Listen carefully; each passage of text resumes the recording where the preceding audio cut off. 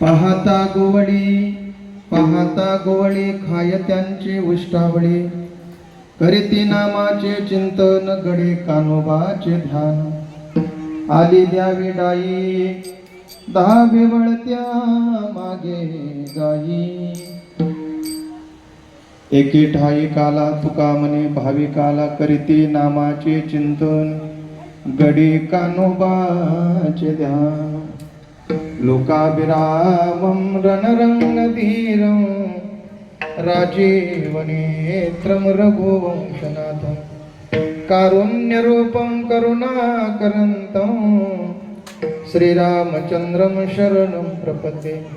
नमो विठ्ठला राजया पांडुरंगा, नमो रुक्मिणी माऊली ज्ञानगंगा, नमो पुंडलिका नमो चंद्रभागा, नमस्कार माझा रुक्मिणी पांडुरंगा। पांडुरंगा करो प्रथम नमन, पांडुरंगा करो प्रथम नमन।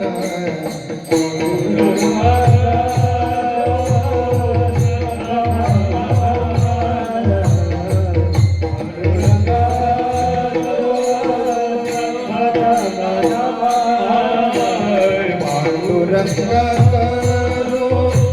प्रथम नमन, पांडुरंगा करो प्रथम नमन।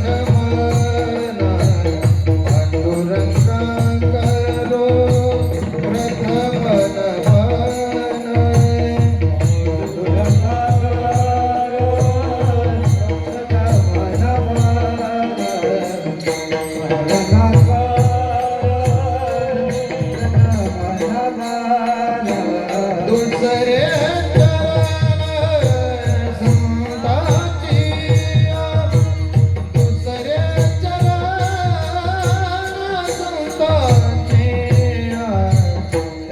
कृपादाने कथेचा विसारो, त्यांच्या कृपादाने कथेचा विसारो।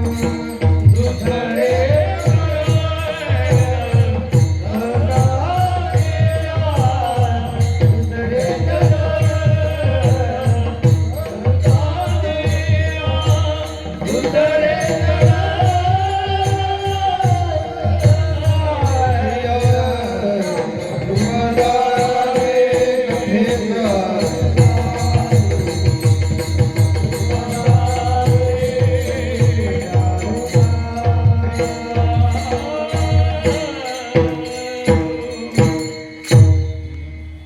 पांडुरंगा करू प्रथम नमन, दुसरे चरण संतांच्या त्यांच्या कृपादाने कथेचा विस्तारो। बाबाजी सद्गुरु दास तुका जयांचे केले स्मरण, होय सकळ विद्येंचे अधिकरण तेची वंदो। श्रीचरण श्री गुरूंचे ते नमस्कार आता। ओम नमो ज्ञानेश्वरा करुणा करा दयाळा, तुमचा अनुग्रह लादलो पावन झालो चराचरी। सेवे लागी सेवक झालो, सेवे लागी सेवक झालो, सेवे लागी सेवक झालो, सेवे लागी सेवक झालो। तुमच्या लागलो निज चरण, तुमच्या लागलो निज चरण,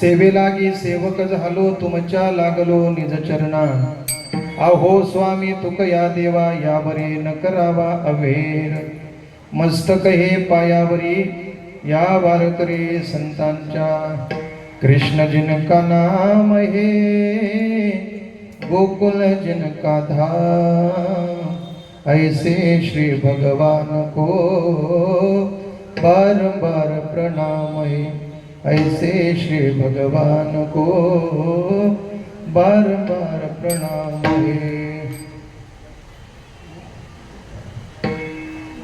करा करा तुम्हाला जसं नाही विठ्ठल विठ्ठल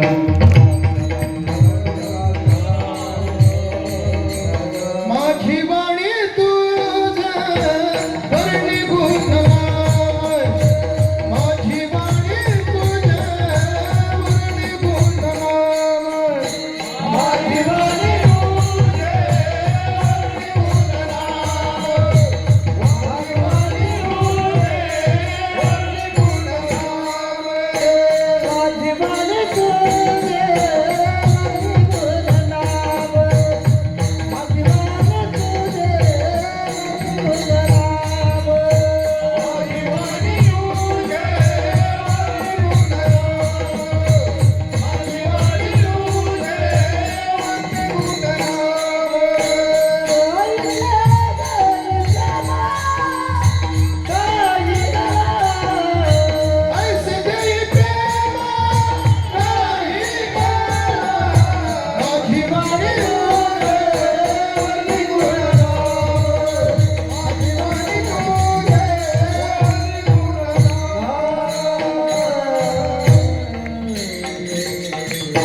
माझी वाणी तुझे वर्णी गुण नाम ऐसे दे प्रेम काही कणा पाहता गोवळी खाय त्यांची उष्टावळी करती नामाचे चिंतन गडी कानोबाचे ध्यान प्रस्तुत प्राप्त प्रसंगी प्राप्त स्थळी कीर्तनरूपी सेवे करता निवडलेला अभंग यज्ञयावत मानवी जीवनाच्या कल्याणार्थ अवतीर्ण झालेले थोर साधू वैराग्याचे मुकुटमणी अखिल वारकरी संप्रदायाच्या कळस्थानी विराजमान असलेले संत श्रीमंत महाराष्ट्र भूषण जगतवंदे जगद्गुरु श्री तुकोबाराय महाराज यांचा 4 चरणाचा गोड असा चिंतनीय अभंग आजच्या कीर्तनरूपी सेवे करता निवडला विठ्ठल विठ्ठल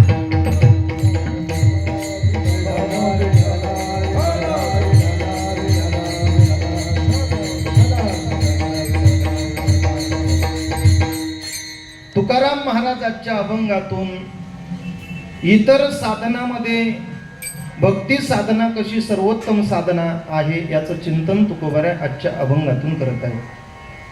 महाराज सांगतात इतर साधना परमात्म्यापर्यंत पोहोचवते पण त्याच्यामध्ये सगळ्यात श्रेष्ठ साधना भक्ती साधना कशी सर्वोत्तम आहे याचं चिंतन तुकोबाराय या ठिकाणी मांडतात. पाहता गोवळी भक्ती साधनेने काय होतं महाराज सांगतात बघा ती गवळ्याची पोरं दिसायला कशी तरी पण त्या गवळ्याच्या पोराचं उचिष्ट भगवान परमात्मा सेवन करतो ही भक्तीतली ताकद आहे. अशी ती गोवळी अशी ती गोपाल करतात तरी काय की भगवान परमात्मा त्यांचं उचिष्ट सेवन करतो. महाराज सांगतात ते काय करतात नामाचं चिंतन करतायत आणि कानोबाचं ध्यान करतायत. आपल्या जीवनामध्ये परमात्म्यावर जर त्याचा डाव आला तर तो डाव सुद्धा परमात्मा स्वीकारत असतो. आली द्यावी डावी 10 वेळ त्या मागे गायी त्या गायी ओळण्याचं काम परमात्म्याने केलं. एकत्र सगळ्यांना बसून महाराज त्या ठिकाणी काला भगवान परमात्म्याने दिला. हा भक्तीची ताकद आहे. एके ठाई काला तुका मनी भाविकाला जो भाविक आहे जो साधक आहे जो भक्त आहे परमात्म्याचा एकनिष्ठ महाराज भक्त आहे जे भजन करतायत जे परमात्म्याचं ध्यान करतायत अशाला परमात्मा काला देतो. ही भक्तीतली ताकद आहे आणि भक्ती सर्वोत्तम कशी आहे याचं चिंतन तुकोबाराय आजच्या अभंगातून करतायत. विठ्ठल विठ्ठल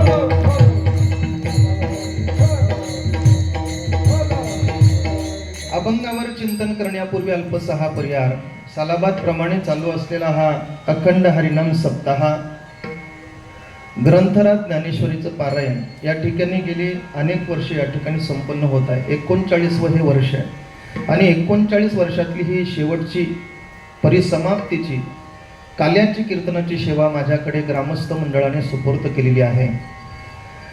परमपूज्य सद्गुरू वैकुंठवासी हरिभक्त पारायण सावळाराम महाराज डोंबिवलीकर वैकुंठवासी हरिभक्तपरायण स्वातंत्र्य सैनिक नामदेव महाराज म्हात्रे, वैकुंठवासी हरिभक्तपरायण बलिराम महाराज मुकादम, गुरुवर्य महंत बालयोगी रामाणाचार्य चिंतामणीजी महाराज, बालयोगी मच्छिंद्रनाथ महाराज, गुरुवर्य हरिभक्तपरायण नारायण बाबा बाचेवार, हरिभक्तपरायण परशुराम शंकर केणी यांच्या कृपाप्रसादाने संपन्न होत असलेला श्री ज्ञानेश्वरी सत्संग मंडळ ग्रामस्थ मंडळ कोण भगवान परमात्म्याचा जन्म उत्सव आपण या ठिकाणी संपन्न करत आहोत। आजची सेवा ज्यांनी माझ्याकडे सुपूर्त केली ते वैकुंठवासी हरिभक्तपरायण कृष्णा शांताराम मुकादम यांच्या स्मरणार्थ आमचे नवनाथ दादा यांनी ही सेवा माझ्याकडे सुपूर्त केलेली आहे। आजचा हा गोड असा काल्याचा प्रसंग आहे, परिसमाप्तीचा दिवस आहे, शेवटचा दिवस आहे। कुठलंही कार्य म्हटलं की त्याचा शेवट अतिशय गोड व्हावा म्हणून कृष्णाच्या लीला शेवटी गायल्या जातात। आजचा हा परिसमाप्तीचा दिवस आहे। एखाद्या कार्याची परिसमाप्ती तेव्हाच होते जेव्हा त्या कार्यक्रमामध्ये काला होतो महाराज, लक्षात घ्या बरं, काला। मंदिराची परिपूर्णता तेव्हा होते जेव्हा त्याच्यावर कळस चढवला जातो। मंदिर पूर्ण झालं हे कशावरून कळतं? ज्या अर्थी त्याच्यावर कळस बसला। मंदिराच्या कामा किंवा देवळाच्या कामा कळस न, मंदिराचं काम तेव्हा पूर्णत्वाकडे जातं जेव्हा त्याच्यावर कळस बसवलं जातं। नदीची पूर्णता तेव्हा होते जेव्हा ती समुद्राला मिळत असते। तसं आपल्या जीवनामध्ये या कार्याची परिपूर्णता तेव्हा होते जेव्हा त्या ठिकाणी काल्याचं कीर्तन होतं। विठ्ठला विठ्ठला,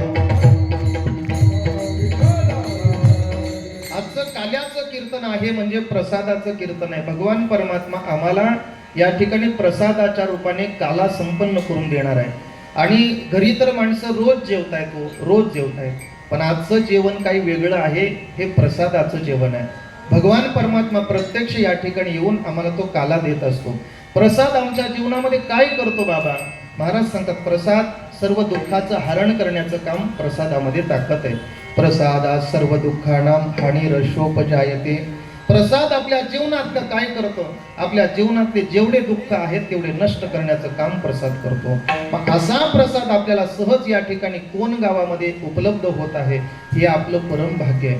देवादिकांना अट्टहास प्रयास करून सुद्धा जो काला उपभोगायला मिळाला नाही, तो काला सहजरित्या आम्हाला प्राप्त होतो। देवाने सांगितलं, देवा आमच्याकडे ते मिळत नाही। वैकुंठी त्वायसे नाही कवळ काही काल्याचे। महाराज सांगतात वैकुंठात सगळे बाबा, वैकुंठामध्ये सगळे, पण वैकुंठामध्ये मृत्यूलोकामध्ये वारकरी जो काला करतात तो काला मात्र वैकुंठात दुर्लभ आहे। लाभ संत संगे, लाभ संत संगे, संत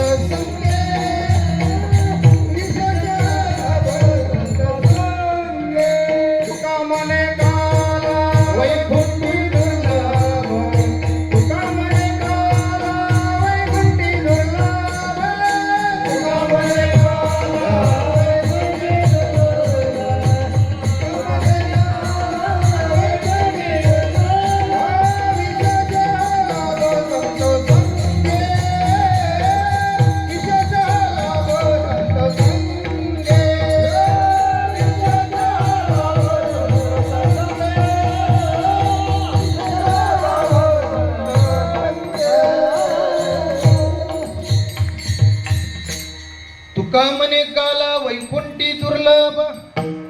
महाराज सांगतात तो वैकुंठामध्ये दुर्लभ असलेला काला पण साधूच्या समागमामध्ये मृत्यूलोकामध्ये आम्हाला सहज प्राप्त झाला। आम्ही भाग्यवान आहोत महाराज। देवादिकांनी प्रयत्न करून सुद्धा जो काला त्यांना उपभोगायला मिळाला नाही, तो काला आम्हाला सहज जर मिळत असेल तर आमच्या जीवनामध्ये निश्चित भाग्य आहे आणि त्या भाग्याच्या अधिकारी तुम्ही आम्ही आहोत। आता जेवढे मंडपात बसून कीर्तन श्रवण जेवढे करणार आहेत त्यांनाच हा काला मिळणार आहे। मग तुम्ही म्हणाल महाराज नंतर येणाऱ्याला काला नाही का? त्यांना जेवण मिळेल, काला नाही। विठ्ठला विठ्ठला,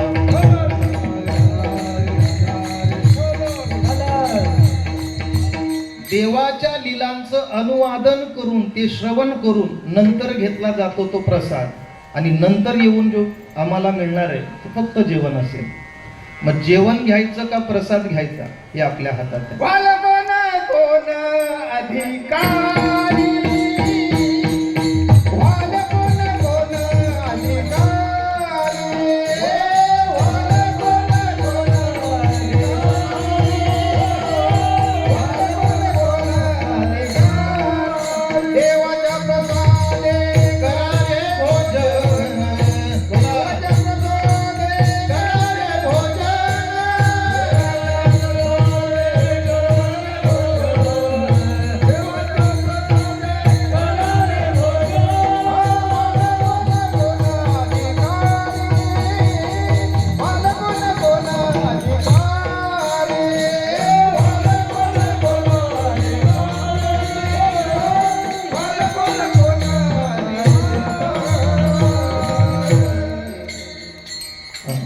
देवाच्या प्रसादे करारे भोजन व्हाल कोण कोण अधिकारी.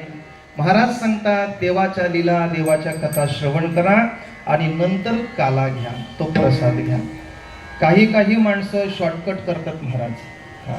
4 दिवस जायला जमलं नाही 5व्या दिवशी जा, 7 दिवस जायला जमलं नाही 8व्या दिवशी जा. काही काही लोक सांगतात ना महाराज 7 दिवस जरी कीर्तनाला जायला जमलं नाही तरी चालेल, पण काल्याचा प्रसाद चुकू नका. 7 दिवसामध्ये जे मिळत नाही ते म्हणे शेवटच्या दिवशी. म्हणजे शेवटच्या दिवशी जायचं का नाही, 7 दिवस कोण येणार आहे. आपल्याकरता हा विशेष लाभ आपण या ठिकाणी संपन्न केलाय.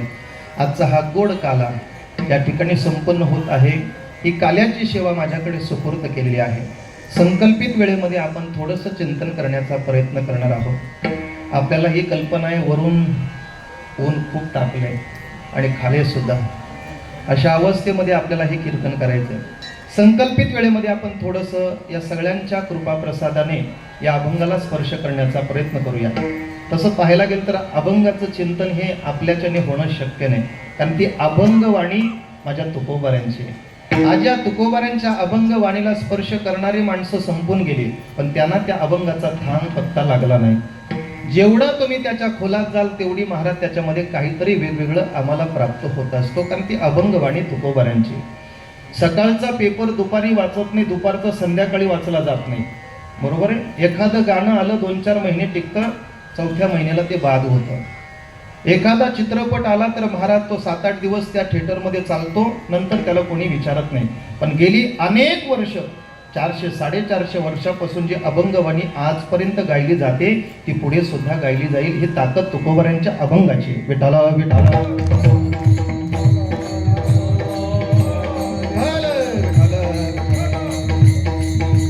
तुकाराम महाराजांच्या अभंगवाणीतील अभंग सहित येथील एक गोड असा चिंतनीय अभंग मी आपल्या पुढे सादर केला आहे. एक गोष्ट सांगू महाराज, एकच संत महात्मा असा झाला की त्याच्या ग्रंथाला सुद्धा परीक्षा द्यावी लागली आणि त्यांच्या संतपणाला सुद्धा परीक्षा द्यावी लागली.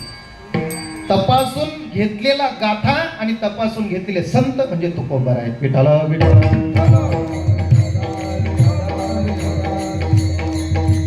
आणि अशा संतांच्या मुखातून निघालेली ही अमृत वचन आहेत महाराज. आणि ती अमृत वचन आपल्या कर्णपटलाद्वारे जर आपल्या अंतःकरणामध्ये समाविष्ट झाली तर निश्चितच आपलं जीवन बदलवण्याची क्षमता त्या अभंगवाणीत आहे. आणि तीच अभंगवाणी आपल्या पुढे सादर केलेली आहे. गोड असा चिंतन आहे. महाराज सांगतात सर्व साधनामध्ये सर्वोत्तम साधना जर कोणती असेल परमात्म्यापर्यंत जाण्याची, तर महाराज सांगतात ती भक्ती साधना आहे. भक्ती साधना. तुम्ही म्हणाल देवाला मिळवण्याकरता, देव प्राप्त करण्याकरता बाकीची साधनं नाहीत का? महाराज सांगतात बाकीची साधनं आहेत. ज्ञान मार्गाने सुद्धा तुम्हाला देवापर्यंत जाता येतो. योगाने, ध्यानाने, जपाने परमात्म्यापर्यंत जाता येतो. पण महाराज सांगतात या कलियुगामध्ये ही साधनं मात्र आता क्षीण झालीत महाराज. त्यांची पावर, त्यांची ताकद तेवढी राहिली नाही. महाराज सांगतात आपल्या जीवनामध्ये बघा, ही साधना त्या काळामध्ये ती लागू पडत होती, पण आता आयुष्य मर्यादा कमी असल्यामुळे आपल्याला ती साधना आता या ठिकाणी उपयोगाला येत नाही. म्हणून आजच्या कलियुगामध्ये मनुष्याकरता देवापर्यंत जाण्याची सर्वोत्तम साधना कोणती असेल तर भक्ती साधना. विठाला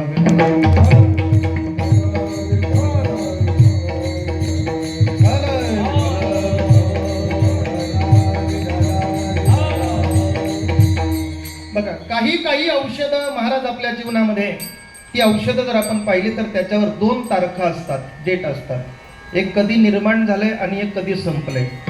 निर्माण कधी झालंय ती साधना, त्यावेळेस ते औषध निर्माण झालेलं आहे.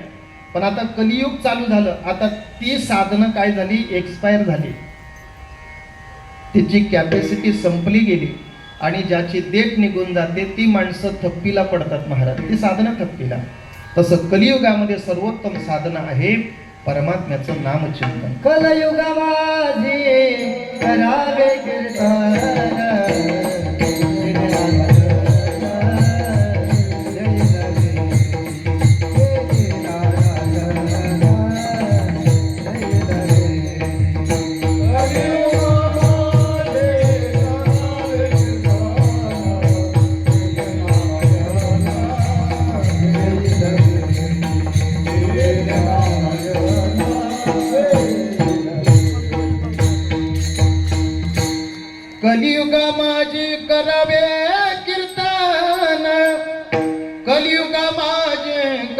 कीर्तन तेने नारायण देईल भेटी.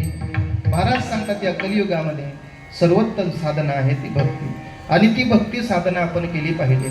इतर साधनाच्या माध्यमातून परमात्म्यापर्यंत आपण जाऊच याची शाश्वती नाही, याची गॅरंटी नाही. मनुष्यानां सहस्रेषु कश्चित् यतति सिद्धय यततामपि सिद्धानां कश्चिन्मां व्यक्ती तत्वतः. महाराज सांगतात हजारो लोक माझ्यापर्यंत त्या मार्गाने निघतायत, पण माझ्यापर्यंत पोहोचणारा फक्त एखादाच असतो. विठ्ठला विठ्ठला.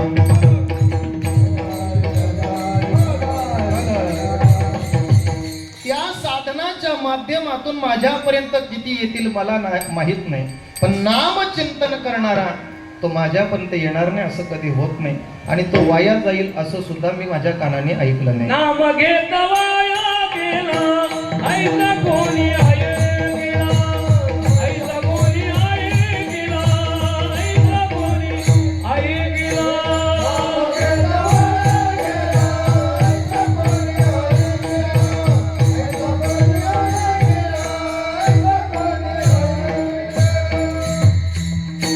नाम घेता वाया गेला ऐसा कोणी ऐकेला. तुम्ही मंडळी थोडी छोटी पुढे सरका, म्हणजे पाठीमागे जागा होईल येणार. सरका पुढे, थोडं सरका. महाराज सांगतात नामचिंतन साधना करून कोणी वाया गेलेलं नाही, असं मी कधी पाहिलं नाही. महाराज भक्ती साधना सर्वोत्तम सांगण्याचं कारण एकच आहे, ती सोपी आहे. दुसरं कारण या ठिकाणी सांगतात ती सगळ्यांना करण्यासारखी आहे. तिसरं कारण महाराज सांगतात या साधनेने, या भक्तीने काय घडू शकतो. महाराज सांगतात ब्रह्मभूत काया होतसे कीर्तनी, ब्रह्मभूत काया होतसे कीर्तनी, भाग्य तरी ऋणी देव ऐसा, भाग्य तरी ऋणी देव ऐसा. ब्रह्मभूत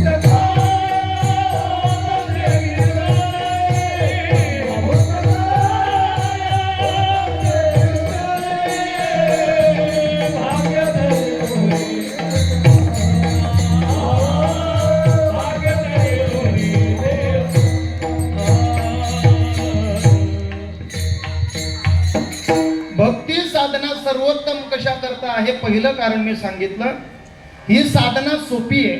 दुसरं कारण मी सांगितलं ही साधना सगळ्यांना करण्यासारखी आहे. भक्ती साधना सर्वोत्तम का आहे तर महाराज सांगतात भक्ती साधनेने काया ब्रह्मरूप होते, ब्रह्मभूत काया होत असे कीर्तनी. या कीर्तनाने, या भक्तीने आपली काया ब्रह्मरूप होते. एवढंच नाही, पुढे आहे का भाग्य तरी ऋणी देवायसा. त्या भगवत भक्ताचा ऋणी परमात्मा होत असतो. महाराज परमात्मा ऋणी होतो, त्यांच्याकडचं वाटेल ते काम भगवान परमात्मा करत असतो. भक्ती साधनेतलं सर्वोत्तम साधन आहे महाराज, लक्षात घ्या. आणि पुढचं कारण मी सांगतो, भक्ती साधना सर्वोत्तम का आहे तर भक्ती साधनेमध्ये देवाला सुद्धा वेळ लावण्याची ताकद भक्ती साधनेत आहे. विठ्ठला विठ्ठला.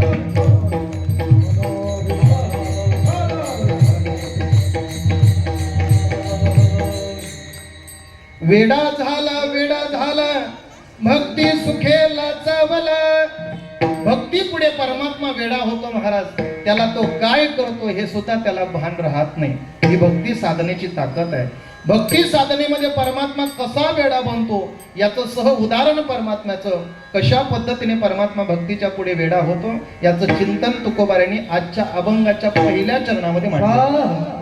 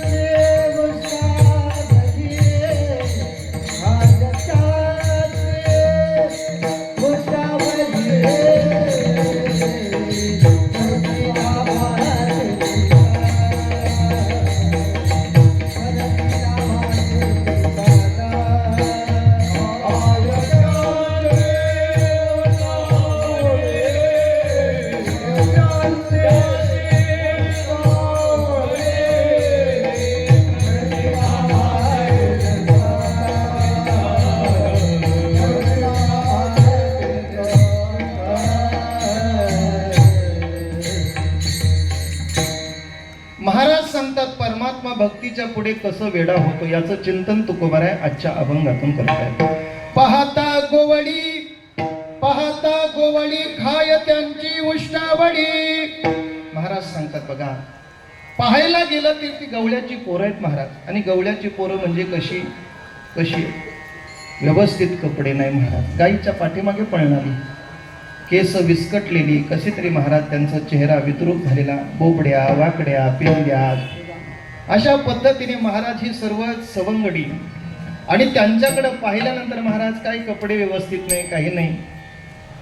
आता तरी महाराज चांगली माणसं पॉशमध्ये राहतात. पूर्वीचा काळ बिकट होता, घालायला कपडे मिळत नव्हते. आणि त्या गोपाळांची अवस्था त्या पद्धतीने होती, चेहरा मळकटलेला, काळवटलेला, फाटलेले कपडे. आणि अशा अवस्थेत सुद्धा माझा भगवान परमात्मा त्यांचं उच्चिष्ट सेवन करायचं. बघा आपल्या शाळेमध्ये काही पोरं असतात बघा, आपल्या गावातली शाळा असते तर पोरं कशी जातात गबाळ्यासारखी. आणि चांगल्या कॉलेजला जर आपण गेलो तर एकदम सूट बुटात माणसं जात असतात, पोरं जात असतात. फरक एवढा आहे की नाही. तशी हे गोपाळ महाराज, शर्टची बटणं निघालेली, कमरेला पट्टा नाही. आता पट्टा आता निघाला, पूर्वीचा पट्टा बाबा कुठला, दत्तात्रय बाबा. करू दो. जेवण करायचं असेल तर आटा सैल करायचं, झालं तर फिट करायचं, झालं विठाला विठाला.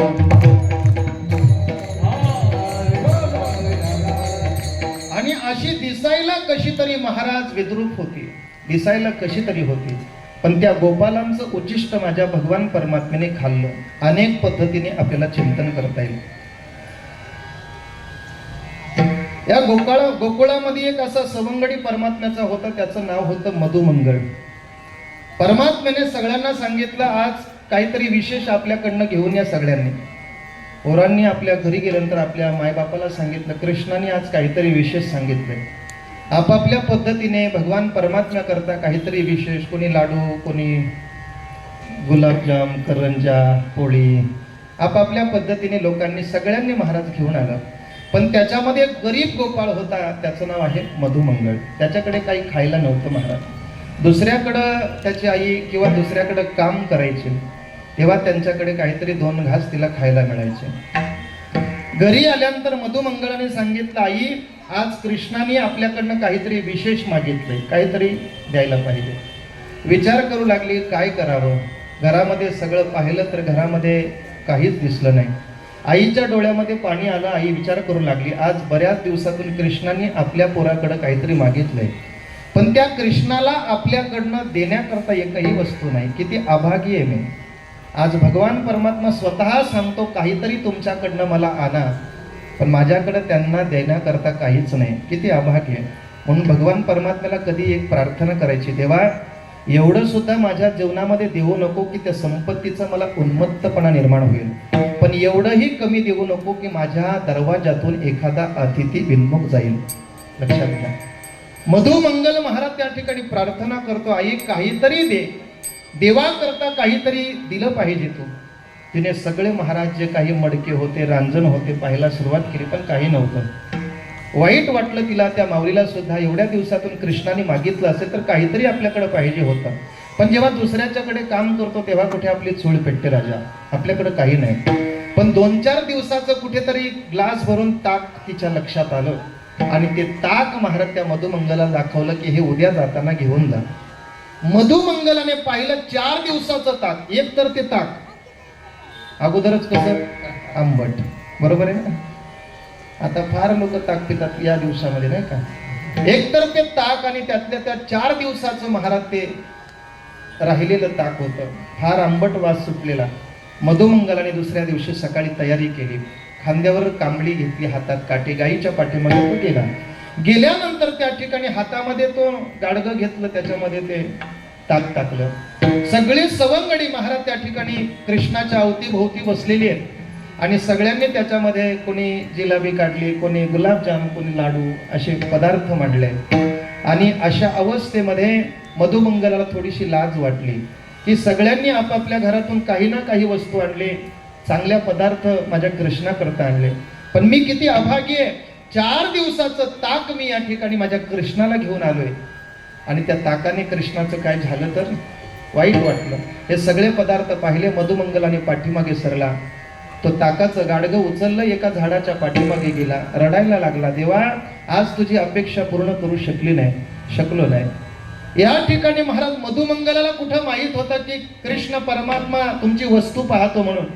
कृष्ण परमात्मा भक्ताने दिलेली वस्तू पाहत नाही, तर ती वस्तूच्या पाठीमागे असलेला भाव कृष्ण परमात्मा पाहत असतो.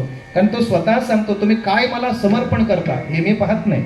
गीता वर्णन करतात मला गीताकार, पत्रम पुष्पम फलम तोयम यो मे भक्त्या प्रयश्यति तदहम भक्त्युपरुतमश्नामि प्रयतात्मनः मग निस्सिम भाव उल्हासे मज अर्प वयाचे मिसे फल एक आवडे तैसे भल दयाचे.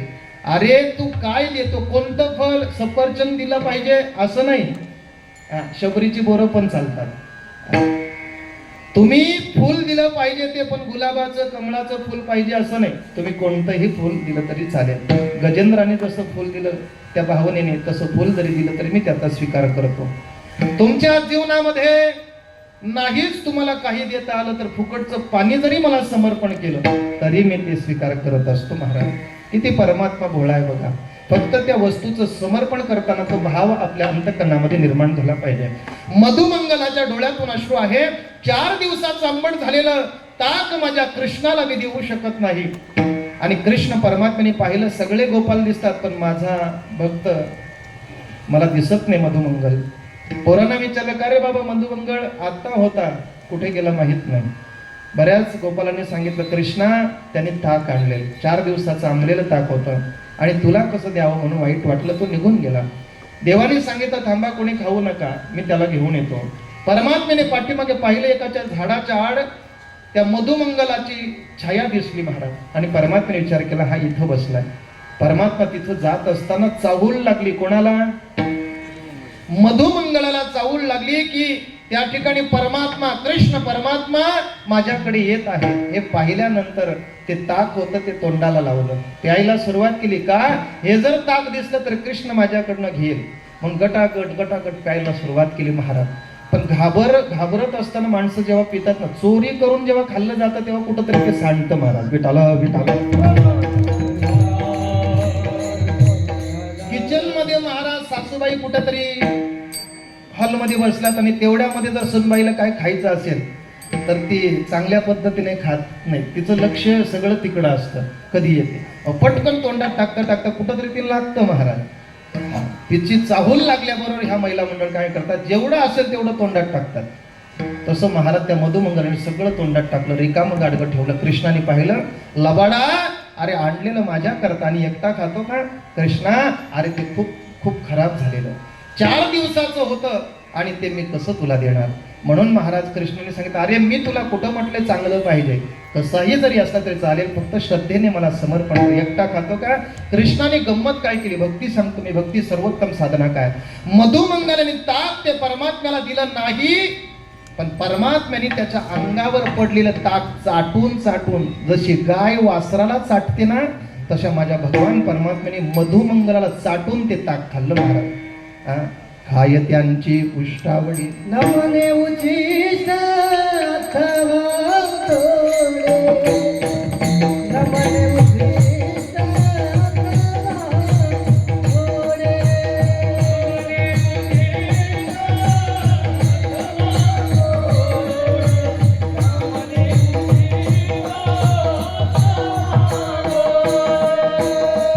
नमने उचिष्ट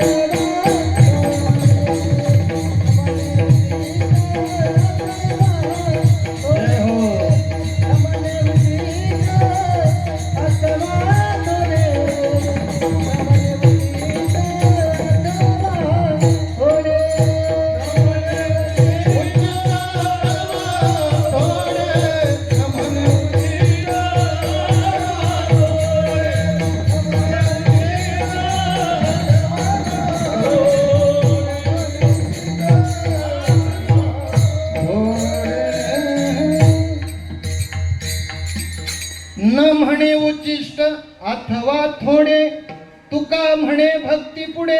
महाराज सांगतात बघा, तो उच्चिष्ट आहे हे सुद्धा पाहत नाही, ते थोडं आहे हे सुद्धा पाहत नाही.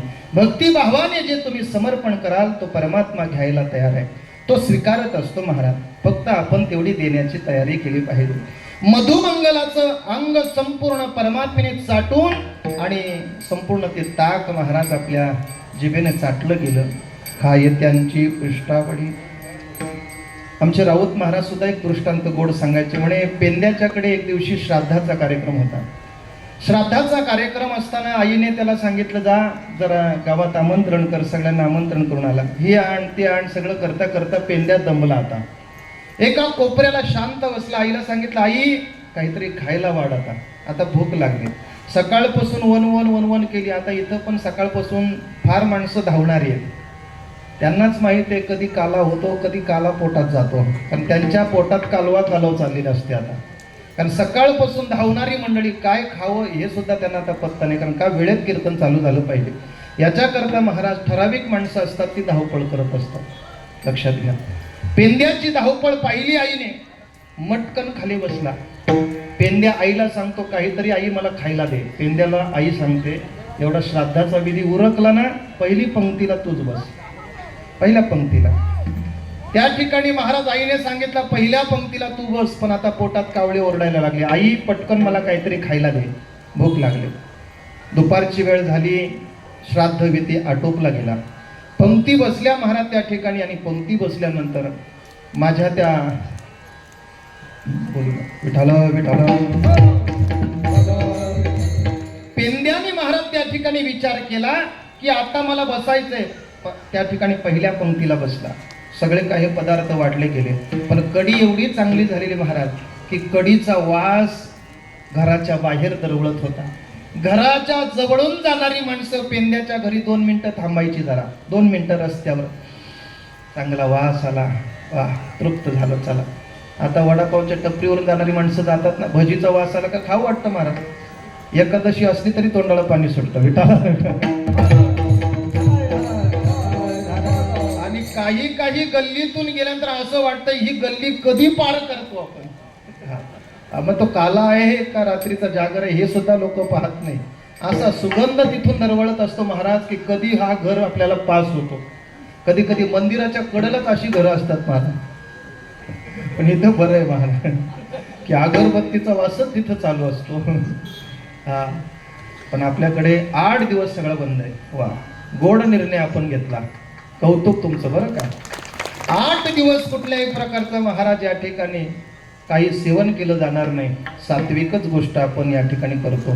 चला, पेंद्याच्या घरी महाराज त्या ठिकाणी सुगंध दरवळत होता. जाणारी येणारी माणसं क्षणभर थांबायची, निघून जायची.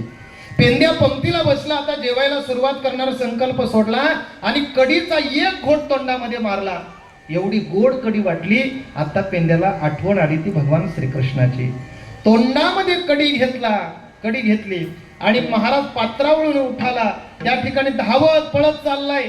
लोकांनी विचारलं, पेंद्या झालं काय? म्हणे काय आता बोलता येत नाही, तोंडामध्ये कढी आहे, काही बोलता येत नाही, फक्त खून केली. लोकांच्या लक्षात आलं निश्चितच याला बाहेर टाकायचे, म्हणजे याला उलटी आली असेल. म्हणून पेंद्या पळत असताना सगळ्या लोकांनी त्याला वाट दिली, वाट मोकळी केली. नंद बाबाच्या वाड्यामध्ये पेंद्या गेलेला आहे. पेंद्या नंद बाबाच्या वाड्यात गेला आणि गेल्यानंतर त्या ठिकाणी कृष्ण परमात्मा बाबाच्या मांडीवर बसलेला. खून केली बरं का.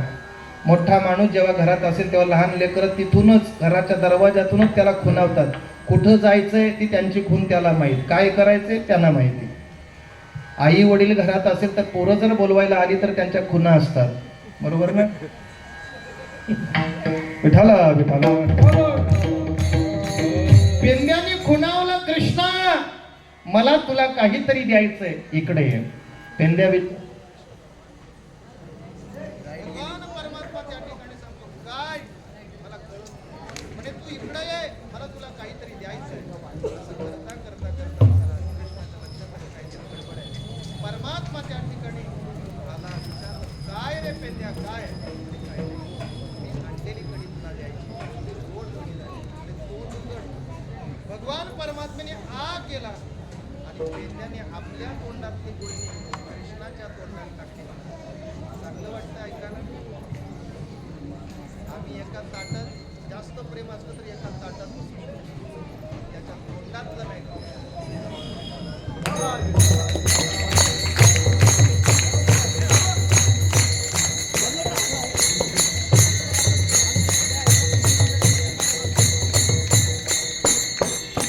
माझ्या परमात्म्याने श्रीकृष्णाने महाराज पेंद्याच्या तोंडातली कडी सुद्धा महाराज खाल्ली का?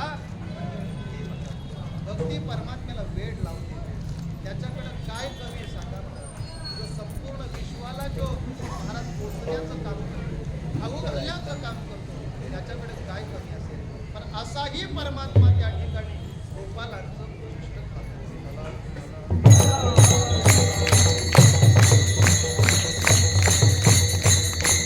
शबरी मातेकडली सुद्धा महाराज त्यांनी उष्टी पोरं खाल्ली. परमात्मा जेव्हा शबरी मातेकडे येणार आहे तेव्हा सद्गुरुनाथांनी सांगितलं की शबरी चिंता करू नको. एक दिवस जगाचा मालक या ठिकाणी तुला भेट देण्यातच राहील. तेव्हापासून महाराज ती वाट बघत राहील. किती अनन्यपणाने भक्ती केली बघा. किती वर्ष लहानपणात आलेली अरण्य आता म्हातारं वय झाले, पण तरी सुद्धा महाराज माझ्या राम प्रभूचं चिंतन चालू होतं की आज माझा राम येणार, आज माझा राम येणार. याच भावनेने महाराज ती वाट पाहत राहिली. कधीतरी माझ्याकडे माझा भगवान परमात्मा येणार आणि ती कुणी या ती कुणी माझी पावन करणार. जब मेरे राम जी का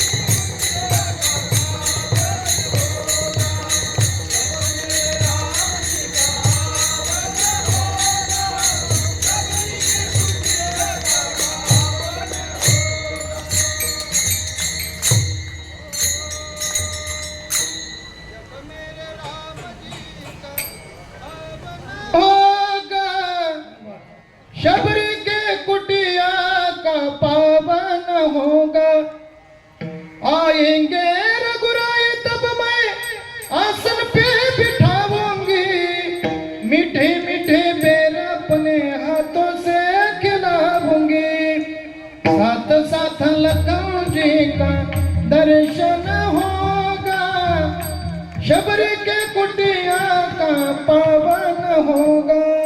महाराज त्या ठिकाणी सांगतात शबरी मातेला एकच वाटत होतं की माझा भगवान परमात्मा माझ्याकडे कधी येईल आणि ती वेळ जवळ आली. शबरी मातेच्या कुटियावर महाराज थाप पडली. शबरी मातेने दरवाजा उघडला, पाहिला तर माझे रघुराय परमात्म्याला पाहिलं, ते रूप पाहिलं, भाव विभोर होऊन गेले. डोळ्यातून अश्रुधारा वाहू लागल्या की माझ्या जगाच्या मालकाची मी प्रतीक्षा केली, आज ती पूर्णत्वाकडे गेली. परमात्म्याला आतमध्ये घेतलं, एका आसनावर बसवलं. आता तिचे पाय धुण्याकरता विचार करू लागली. घरामध्ये एकही पात्र नव्हतं. शेवटी आपलं डोकं देवाच्या पायावर ठेवलं, हातामध्ये प्रभूचे पाय घेतले आणि आपल्या डोळ्यातल्या अश्रूने माझ्या प्रभूचे पाय धुतले. ही शबरी मातेची भक्ती आहे. शबरी मातेची कुटिया पावन केली. शबरी मातेला महाराज त्या ठिकाणी दर्शन दिलं आणि आता परमात्मा आलाय म्हणून परमात्म्याला काहीतरी दिलं पाहिजे. देवाला भूक लागली असेल तर महाराज शबरी मातेने त्या कालामध्ये, त्या ऋतूमध्ये मिळणारी फळं म्हणजे बोरं होती. ती बोरं आपल्या स्वतःच्या दाताने चाकून ठेवलेली, तोडून आणि जिभेने चाकून ठेवली. जी बोरं गोड आहेत तीच माझ्या प्रभू करता द्यावी, त्याला तुरट आंबट नको. म्हणून चांगली चांगली महाराज गोड गोड बोरं एका द्रोणामध्ये भरली आणि तो द्रोण माझ्या भगवान परमात्म्याच्या जवळ दिला. देवानी महाराज ती प्रेमाने स्वीकारली. उष्टी असलेली बोरं सुद्धा माझ्या शबरी मातेने खाल्ली. लक्ष्मण भैयाला दिले तर लक्ष्मण भैयाने पाहिलं तर दात लागले. प्रभू काय करता? दादा ही उष्टी आहे. देवाने सांगितलं उच्चिष्ट असते तरी ते भक्तीने श्रद्धेने मला दिले. देवाने उष्टी बोरं खाल्ली, लक्ष्मण दादाने पाठीमागे टाकून दिली. लक्षात घ्या, याला भक्ती म्हणतात. खायत्यांची पुष्टावळी, देव भक्ताचं उच्चिष्ट सेवन करतो. आता प्रश्न तुकाराम महाराजांना विचारू की देव भक्ताचं उच्चिष्ट का खातो महाराज? काय करतो? कशा करता खातो? असं काय ते गोपाळ करतात सांगा ना. अशी कोणती भक्ती गोपालाने केली की देवाने गोपाळांचं उच्चिष्ट खावं? त्याचं तुकोबर आहे अभंगाच्या दुसऱ्या चरणामध्ये प्रतिपादन. हरिती नामाचे जिंदन, हरिती नामाचे जिंदन.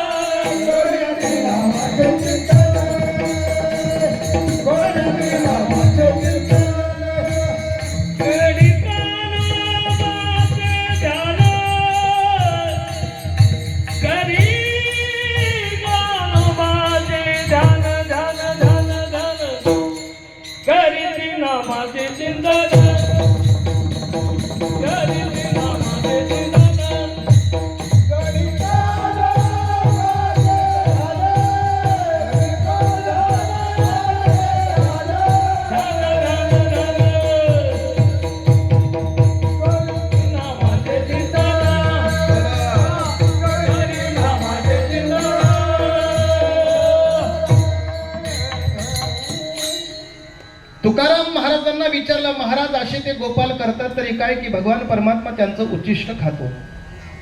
तुकाराम महाराज सांगतात ते गोपाल करतात काय?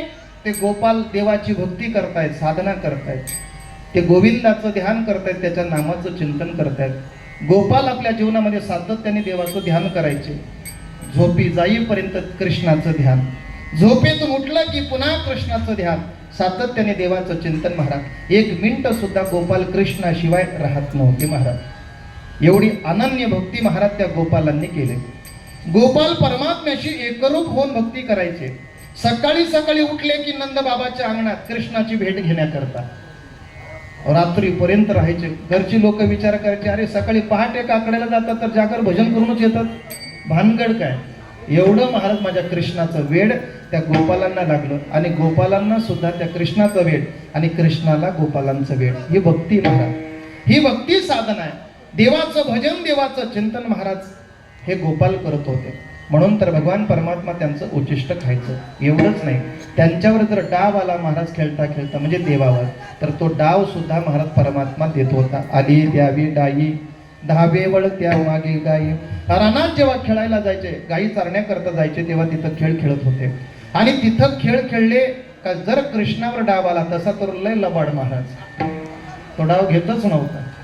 पण पार अडकुंडी आली पोरं की मग कृष्ण परमात्मा ठरवायचं चला आपण डाव करू. मग भगवान परमात्मा आपल्या आल्यावर आलेला डाव सुद्धा ते घेत होते. आली द्यावी डाई. डाव म्हणजे काय? तर जिकडं आपल्या गायी लावलेल्या आहेत त्यांना परत काय करायच्या? फिरून आणायच्या. अशा पद्धतीने कृष्ण परमात्मा अनेक लीला करायच्या. एवढंच नाही, खेळ झाला की सगळ्यांना एकत्र करायचा आणि जे भाविक आहेत ना त्यांना माझा परमात्मा स्वतःच्या हाताने काला द्यायचा. शेवटचं चरण. एक गाई काला,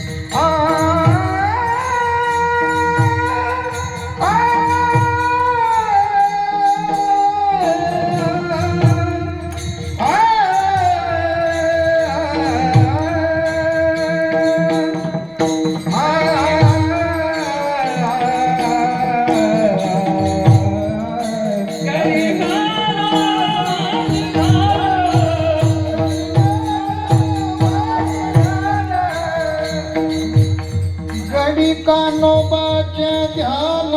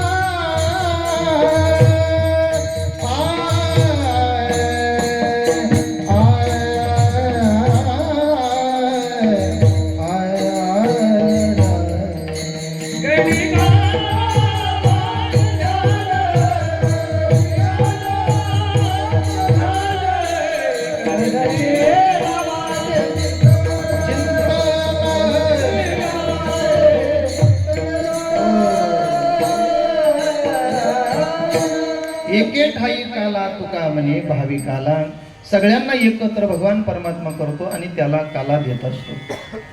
परमात्म्याना या ठिकाणी भक्ती सर्वोत्तम कशी आहे याचं चिंतन अनेक उदाहरणं तुकोबारे आजच्या अभंगातून देत आहेत. या अभंगाचा धावता भाव शब्दशार्थ आपल्या पुढे ठेवलेला आहे. संकल्पित वेळेमध्ये आपल्याला भगवान श्रीकृष्णाच्या थोड्या लीला पाहून सेवेला पूर्णत्वाकडे न्यायचं आहे. एक वेळ सगळ्यांनी मोठ्या प्रेमाने माझ्या भगवान परमात्म्याचं भजन हाताने टाळी मुखाने देवाचं भजन करायचं. विठोबा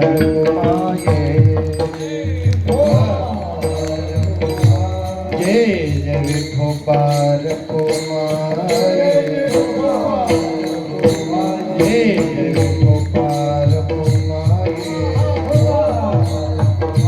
जय जय विठोबार कुमारे जय विठोबार कुमारे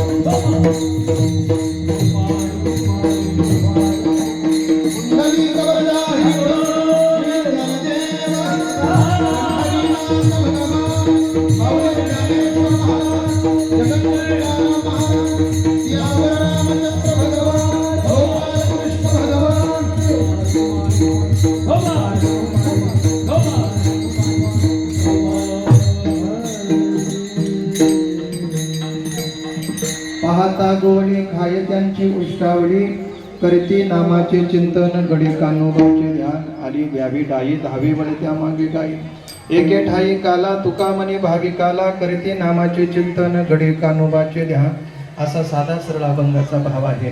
आता भगवान परमात्म्याने ज्या लीला केल्या आहे त्याचं वर्णन करायचं आहे. परमात्म्याने गोकुळामध्ये काही लीला केल्या, काही मथुरेत केल्या, काही द्वारकेत केल्या, पण सगळ्यात लीलांचं वर्णन या ठिकाणी करायचं नाही. तर आपल्याला वारकरी संप्रदायामध्ये जे दंडक घालून दिलेले आहेत त्या चरित्राचं वर्णन या ठिकाणी आपल्याला करायचं. चरित्र ते उच्चारावे केले देवे गोकुळी, केले देवे गोकुळी, केले देवे गोकुळी.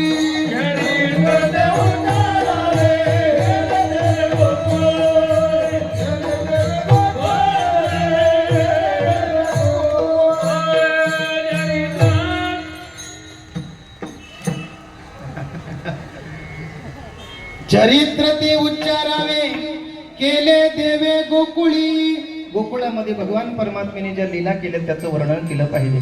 तसं पाहायला गेलं तर चरित्र भगवान परमात्म्याचं खूप आहे बाबा, खूप आहे.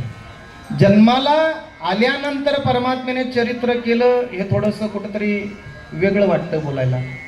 जन्माला येण्याच्या अगोदर भगवान परमात्म्याच्या चरित्राला सुरुवात होते.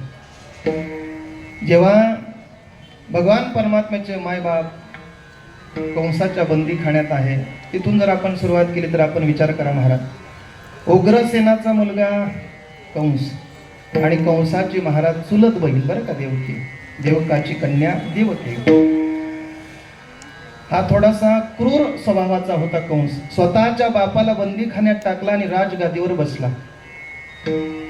संपूर्ण समाज थू थू करत होता, अरे जो बापाचा झाला नाही तो प्रजेचा काय होणार. एका सेवकाला विचारलं, लोकांच्या मनात आपलं घर करून राहण्याकरता काय केलं पाहिजे. त्यांनी सांगितलं, अशी एखादी चांगली गोष्ट करा की जेणेकरून समाजाचा तुमच्यावर विश्वास बसेल. मग त्यांनी काय केली, आपली चुलत बहिणीचं लग्न वसुदेवाशी जमवलं. आणि लग्न जमवल्यानंतर महाराज इथपर्यंत थांबला नाही, तर ती वरात मी त्या रथावर बसून तिची वरात काढणार आहे. आणि त्याच्याकरता कंसाने स्वतः काय केलं महाराज, ती लग्नाची वरात काढण्याकरता निघाला. देवानी विचार केला, हा जर एवढा चांगला बनला आणि लोकांच्या मनात जर याची घरं करून राहिलं तर हा लवकर मरणार नाही. आकाशाची वाणी झाली महाराज, आकाशाची वाणी झाली आणि कंसाला सांगितलं, कंसा आम्ही जे बोलतो ते जरा लक्ष देऊन ऐक.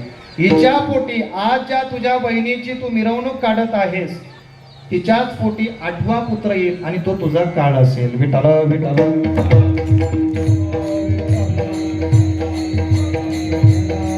8वा पुत्र तुझा काळ बनणार आहे असं सांगितल्यानंतर महाराज त्या ठिकाणी आता कंसाने मागचा पुढचा विचार केला नाही. प्रेमाने महाराज ती मिरवणूक काढलेली होती, पण कमरचं खड्ग काढलं आणि महाराज आपल्या बहिणीला मारण्याकरता धावला. वसुदेवाने सांगितलं, थांब, काय करतोस तू, एका स्त्रीची हत्या करतो आणि स्त्री दुसरी तिसरी कोणी नाही, तुझी बहीण आहे. घेऊन खड्ग मारण्यात धावला, हात तो धरिला वसुदेव.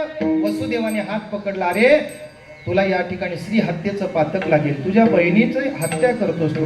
समाजामध्ये तुझी चांगली कीर्ती आहे, समाज तुला चांगला मानतो आणि जर तुझ्या बहिणीला जर तू आता मारली तर कलंक तुला लागेल, तुझ्या डोक्यावर तुझ्या माथ्यावर कलंक राहील. मग त्याने काय केलं, वसुदेवाला विचारलं, मग काय. त्याने सांगितलं, 8वा पुत्र जर हिचा येणार आहे, तो जर मारणार असेल तर हिला जेवढी होणारी पोरं आहेत तेवढी मी तुला देईन. त्याच्याकरता महाराज कंसाने वसुदेवाला आणि देवकीला बंदीखान्यात ठेवलं.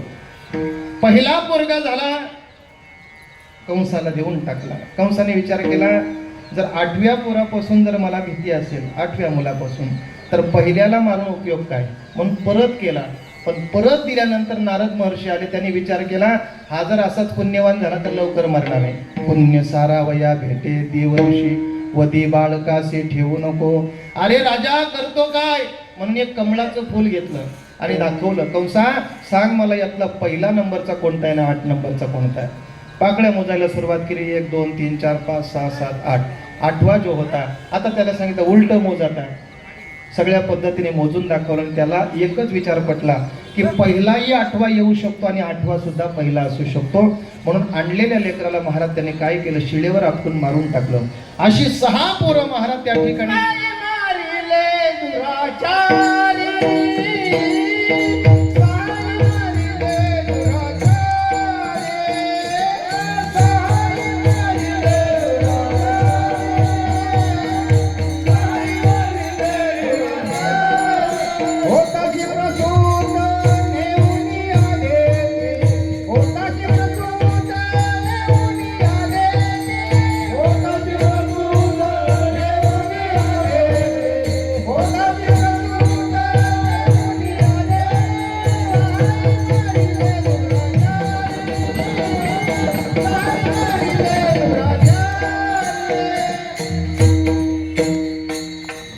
साही मारिले दुराचारी.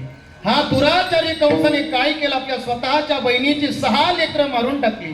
7वा योग मायेच्या द्वारी रोहिणीच्या गर्भात नेऊन ठेवला. त्याला असं वाटलं माझ्या भीतीपोटी 7वा गर्भ जिरला गेला. 8वा भगवान परमात्मा त्या ठिकाणी प्रगट होत आहेत. 8 वर्षाची मूर्ती देवकीच्या पुढे हजर झाली महाराज. 8 वर्षाची देवकी मातेने सांगितलं असं एवढा मोठा झाला तर कोण सांगेल हा देवकीचा पोरगा आहे. लहान हो म्हणे काही सूचना देण्याकरता मोठा झाला. सगळ्या सूचना दिल्या. सांगितलं आई बाबा चिंता करू नका, तुमची चिंता निवृत्त करण्याकरता मी इथं आलोय. एक काम करायचं आता, तुम्ही आता इथं मला ठेवू नका. तुम्हाला भीती वाटते ना, इथं नाही ठेवायचा. इथून मला उचलायचं आणि कुठं न्यायचं, नंदाच्या घरा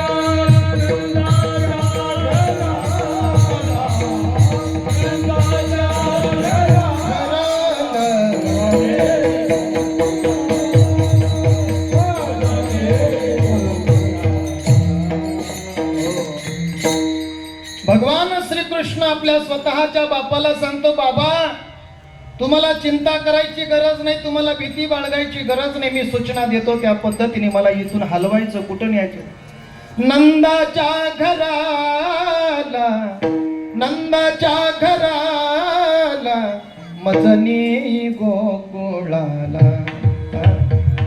पुढे काय करायचं, माया उपजली तेथे मज ठेवी आणि येथे. बाबा मला तिथं नंद बाबाच्या घरी घेऊन चला. तिथे एक पोरगी झाली, माया निर्माण झाली, तिथं मला ठेवा आणि तिला घेऊन या.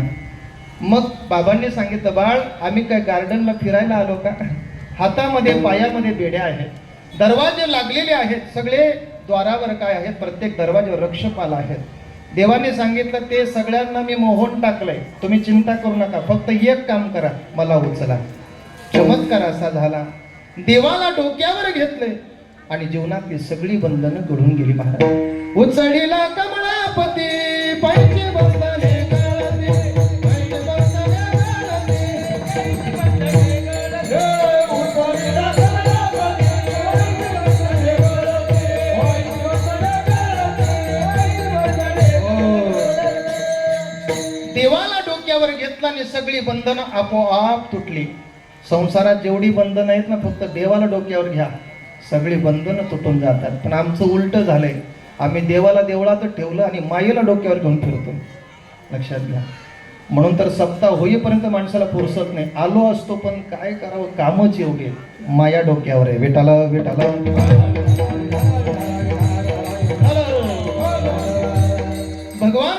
परमात्म्याला डोक्यावर घेतलं, उचललं, भगवान परमात्म्याला घेऊन निघाले. जाता जाता जाता जाता पाऊस महाराज त्या ठिकाणी पडत आहे. विचार केला देवाचं स्वागत केलं पाहिजे. शेषाने विचार केला माझ्या भगवान परमात्म्याला घेऊन चाललेला आहे. महाराज त्या ठिकाणी शेषाने वरून फणा धरला. गोकुळामध्ये जात असताना एक मध्ये नदी लागते महाराज, तिचं नाव आहे यमुना मैया. यमुना मैयाच्या पात्रामध्ये प्रवेश केला. वसुदेव बाबांनी विचार केला आता काय करो, पाणी वाढत चाललंय. चालता चालता चालता देवानी विचार केला आता जास्तच परीक्षा घेतली तर बाबा इथं टाकून पडेल. बाहेर पाय काढला, स्पर्श केला आणि स्पर्श केल्यानंतर महाराज त्या ठिकाणी नदी दुभांगली गेली. रस्ता मोकळा झाला. गोकुळामध्ये नंद बाबाच्या वाड्यामध्ये जिथं यशोदा मैया निद्रिस्त होती त्या ठिकाणी जाऊन बाबांनी आपल्या कृष्णाला ठेवलं. तिथं मैया निर्माण झाली होती, ती उचलून आपल्या मथुरेमध्ये बंदीखान्यामध्ये येऊन ठेवलेलं आहे. मला आता इकडचा इतिहास सांगायचा नाही. भगवान परमात्मा तिथं गोकुळामध्ये अवतीर्ण झाला. माया होती तोपर्यंत सगळी माणसं झोपलेली होती. माया जिथं आहे तिथं माणसाला झोपच लागते महाराज. हा, पण जिथं देव येतो तिथं चैतन्य निर्माण होतं, माया तिथं थांबत नाही. सगळ्यांना जागृती निर्माण झाली. यशोदा मैयाच्या जवळ असलेली नंद बाबाची बहीण सुनंदा तिची व्यवस्था करण्याकरता होती. आपल्या वहिनीचं बाळंत पण जवळ आलंय म्हणून ती तिच्या सेवेकरता हजर होती. आणि तिने पाहिलं महाराज की या ठिकाणी काहीतरी गडबड झाली. पाहिलं तर एक गोंडस असं लेकरू माझ्या ताईला, माझ्या वहिनीला, माझ्या नंद दादाला झालाय. एवढा आनंद झाला महाराज, एवढा आनंद. मग मुलगा आहे का मुलगी हे पाहिलं नाही, धावतच सुटली महाराज. नंद बाबाकडे गेली. दादा, ओ नंद दादा, आपल्याला मुलगा झाला. त्याचा आनंद उत्सव महाराज त्या ठिकाणी संपन्न करत झाला. विडाला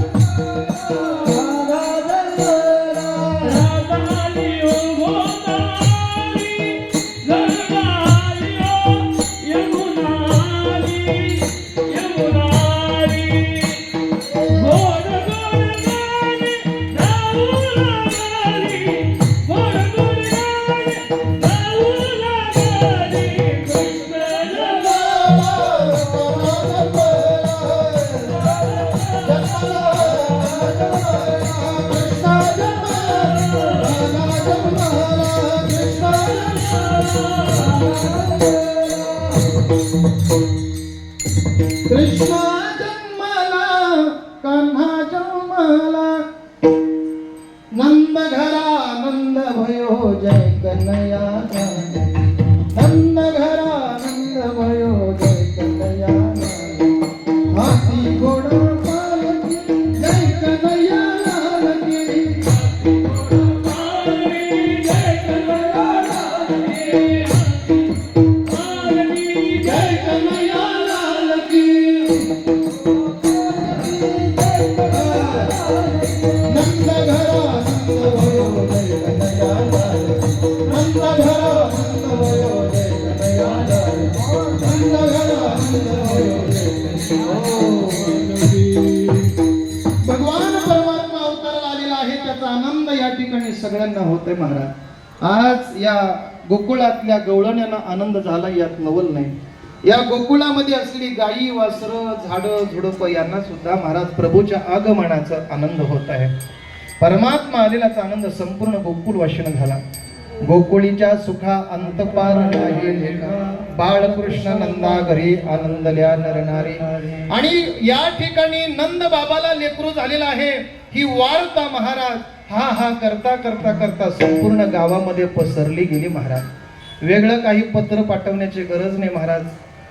एका गोपिकाला कळालं की नंद बाबाकडं परमात्मा अवतीर्ण होत आहे.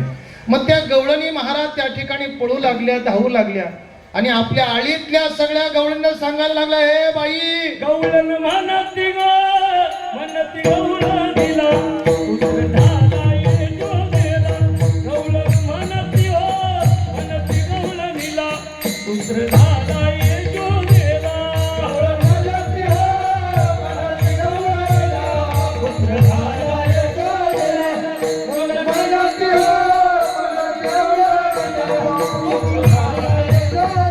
जय हो.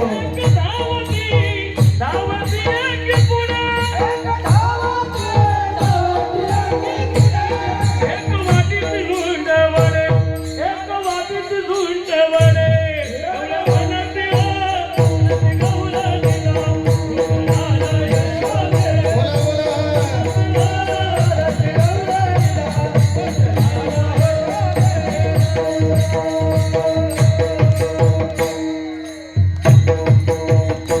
गवळण गवळण म्हणती गवळ निलन पुत्र झाला यशोदेला.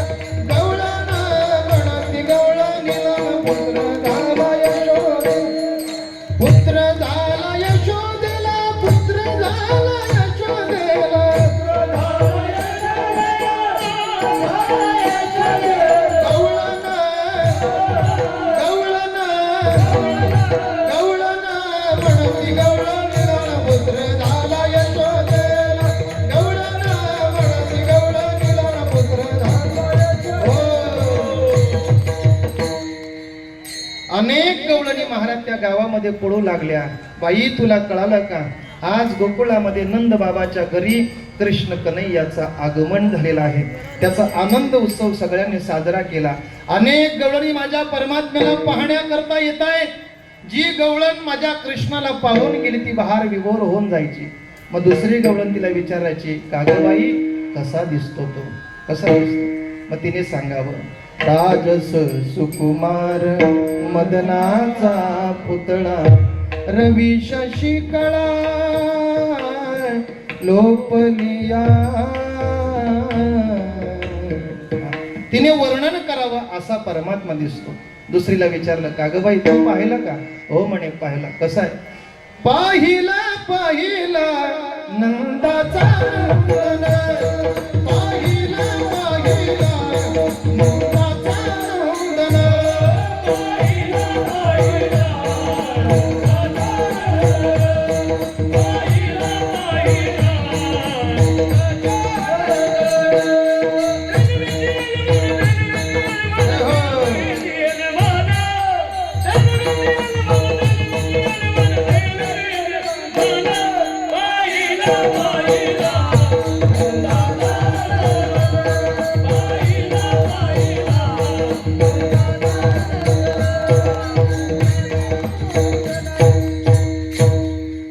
तिसरी गवळण आली. तिने विचारलं, ताई तू पाहिला का. कसा आहे परमात्मा. तिने आपल्याला जसा परमात्मा दिसला सांगितलं. हा. सावळा देखियला सावळा देखियला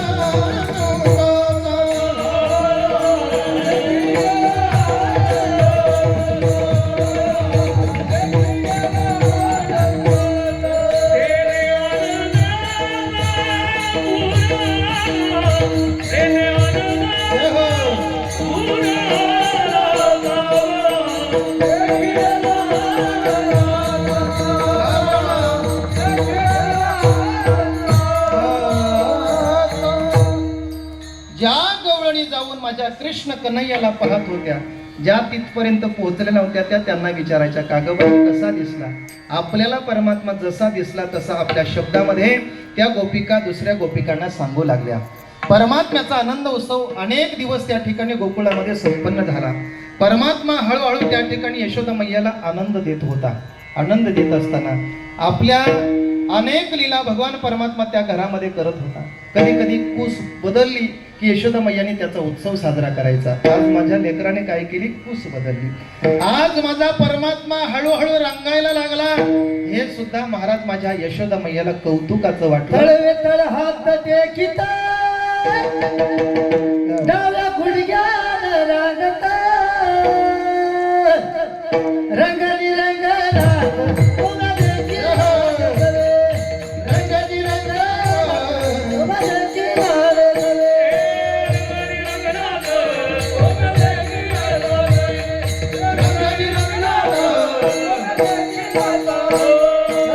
हात टेकिता डाव्या गुडघ्यान रागता रंगली रंगला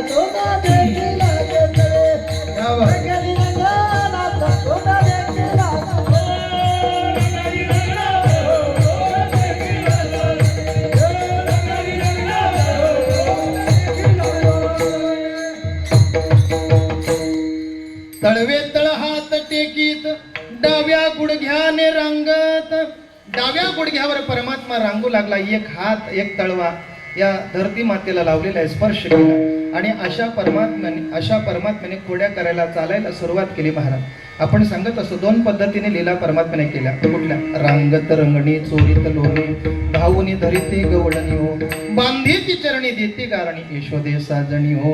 महाराज त्या ठिकाणी परमात्मा हळूहळू रांगत असताना आपलं एक मंडळ स्थापन केलं, अखिल भारतीय चौर्य मंडळ. आणि मग परमात्म्याने त्या ठिकाणी बाहेर जाऊन लीला करायला सुरुवात केल्या. जी वस्तू आपल्याला मिळत नाही ती आपण आपल्या हक्काची वस्तू आपण चोरी करून खायची. परमात्म्याने बाहेर जाऊन चोरी करायला सुरुवात केली.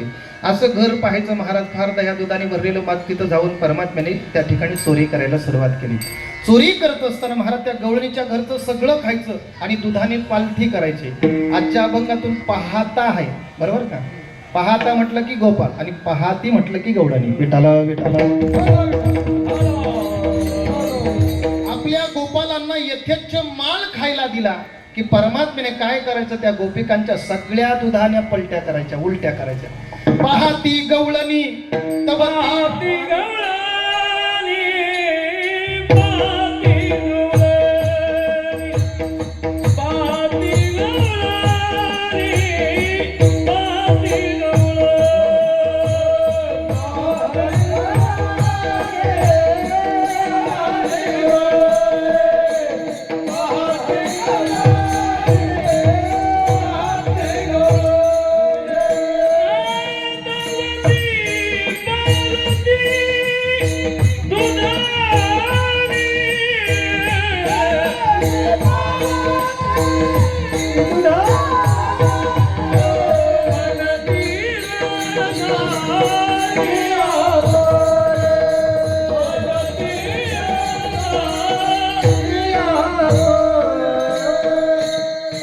सगळी दुधाने पालती करून सगळा माल खाऊ घालायचा आणि मग जोराने गजर करून परमात्मा निघून जायचा. सगळ्या तक्रारी यशोदा मैयाच्या घरी यायच्या. मैया अगं तुझ्या लेकराला सांभाळ, खातो तर खातो पण नासधूस करून जातो. सगळी दुधाने पालथी केली, सगळी फोडून टाकतो.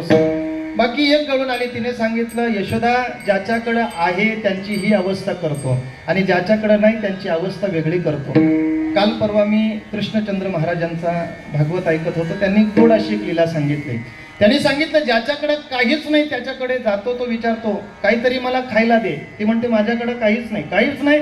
मग महाराज आमच्याकडे पहाटे पहाटेला येतो.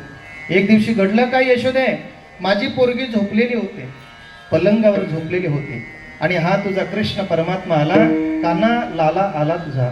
आणि आल्यानंतर पाहिलं तर घरात त्यांनी बराच वेळ शोधलं पण कुठं काही भेटलं नाही म्हणून रिकामं कसं जायचं म्हणून काय केलं, माझी मुलगी पलंगावर झोपलेली होती, तिची लांब असलेली वेणी आणि त्या पलंगाला बांधून ठेवली. दाढीची आणि वेणीची गाठ एवढीच आम्हाला माहित आहे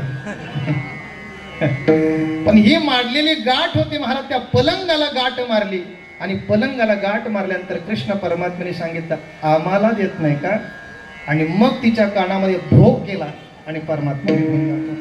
यशोदे मी पाहिलं तुझ्या लेकाला, पळताना पाहिलं, धावताना पाहिलं. असा हा तुझा कृष्ण कन्हैया खोडाला आहे. याने काय केलं, माझ्या मुलीची वेणी त्या पलंगाला बांधली, आवाज दिल्यानंतर ती उठल्यानंतर तिच्या केसाला झटका बसला आणि घाबरून महाराज ते गेली, काही बोलन असं झाली. जेव्हा मी जवळ गेलो तिला समजावलं तेव्हा कुठे ती शुद्धीवर आली. मग सांग यशोदे काय करावं, आम्ही काय केलं पाहिजे सांग. अगं तुझ्या कृष्णाच्या खोड्या आवर, नाहीतर आम्हाला या गोकुळामध्ये राहता येईल. आवरी आवरी आपुला कान्हा नासिये मुचा सुना. मैया तुझ्या पोराला तुझ्या लेकाला आवर. मोठ्याचं कार्ट झालं म्हणून काही करायचं का, आमच्या घराला येतो, काय काय करू आता, किती सांगू याच्या खोड्या. एवढ्या खोड्या माझ्या भगवान परमात्मा करतो. यशोदा मैयाने फक्त एवढंच सांगितलं, का ग तुम्हाला खरंच माझं पोरग चोर वाटतं का. काय म्हणणे आई, आईला पोरग चोर वाटतं का. किती चोऱ्या करणार असला तरी आई म्हणते माझ्यासारखं, माझ्या पोरासारखं पोर अख्ख्या गावात भेटणार नाही. सगुण गुणाचे ताने, सगुण गुणाचे ताने, सगुण गुणाचे ताने, सगुण गुणाचे ताने, दिसतंय गोजिरवाने, वाघ दिसतंय गोजिरवाने, गोजिरवाने, के बाळ दिसतंय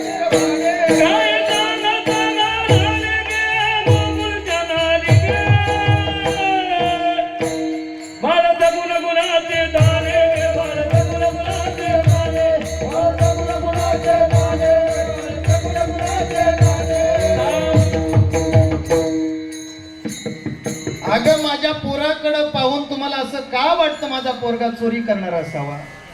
एखाद्याचा पोरगा दारू पिणारा असला तरी माय म्हणते माझं पोरग त्यातलं नाही बरं. फार कुठं गटारीत पडलेलं दिसला तरी ती म्हणते त्यातलं नव्हतंच, पण कुणाच्या तरी संगतीत गेला असेल. तिला कधीही आपल्या लेकराचं महाराज वाईट गुण ती कधी तिला आवडत नाही.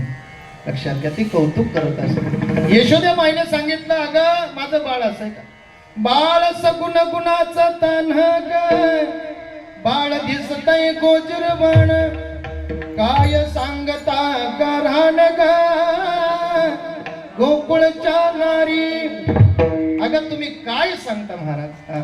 5 वर्षाचं माझं बाळ गे, अंगणी खेळ खेळ, तुम्ही लटकाच घेता आळ गे गोकुळचा. माझा परमात्मा माझा कृष्ण कन्हैया तसा नाही महाराज.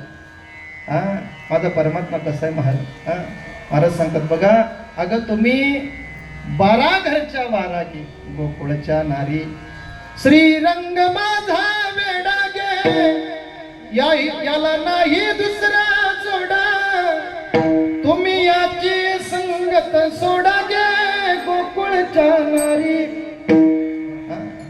महाराज सांगतात, अरे कितीतरी तुमचं सांगू महाराज, अरे माझं पोरग तसं असतं. आमच्याकडे काय कमी आहे सांगा ना? 9 लाख गायी आहेत नंदबाबाकडे. किती? 9 लाख गायी जिथं आहेत महाराज, तिथं खायला काय कमी आहे सांगा महाराज? ते तुमच्या घरी कशा करता येत? आणि जर खरंच येत असेल तर हाताला पकडून माझ्याकडे आणा, मग मी खरं मानेन. आता तो हातात येणार आहे का हो? तो कैसा येईल हातागे गोकुळच्या नारी. विठाला विठाला.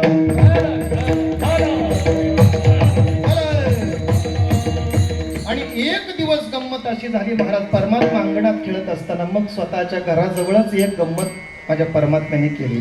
अंगणामध्ये सगळी लेकरं खेळत असताना महाराज त्या ठिकाणी जमिनीवरची मुठभर माती उचलली आणि कृष्ण परमात्म्याने आपल्या मुखात घातली. धरणी मातेला सांगितलं, चिंता करू नको, तुझा भार कमी करण्याकरता हा कृष्ण आलाय. मुठभर माती तोंडामध्ये टाकली. सगळ्या पोरांनी पाहिली. बलराम दादाला सांगितलं, दादा कान्हाने माती खाल्ली. माती खाल्ली.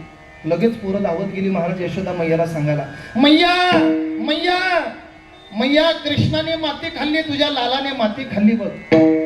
मैया थोडी कामात होती, पण माती खाल्ली एवढा शब्द कानावर पडला ना, मैया धावत आली महाराज.